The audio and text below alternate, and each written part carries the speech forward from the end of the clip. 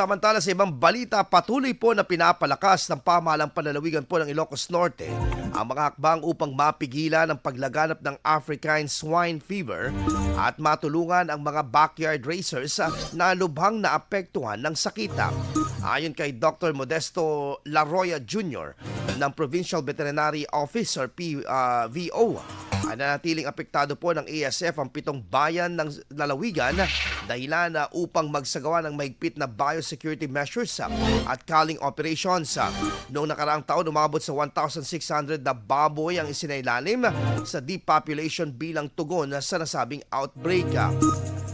Bilang bahagi din ng pagpapalakas ng suporta, itinaas din at inayos din ang tinatawag na indemnification package para sa mga naapektuhang hog racers, 4,000 pesos para sa mga winner piglets at 8,000 para naman po sa mga growers.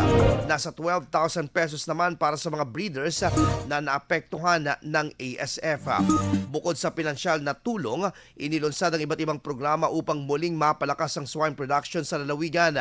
Kabilang dito ang Agrica dito, program na nagsimula noong 2022 kung saan ipinagkaloob ang mga livestock tulad ng piglets, kambing at free-range chicken, pati na rin ang production support gaya ng animal feeds, veterinary drugs at farm equipment tulad ng forage choppers at egg incubators. Kasabay nito, ang katuwang ng Ilocos Norte and Department of Agriculture sa pagpapatupad ng Integrated National Swine Production Initiative for Recovery and Expansion. Ito ay isang programa na naglalayong magtayo ng biosecured piggery farms na kayang mag-alaga ng 300 heads ng mga fattener.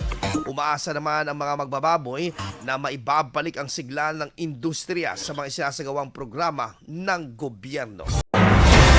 IFM News. IFM News. IFM News.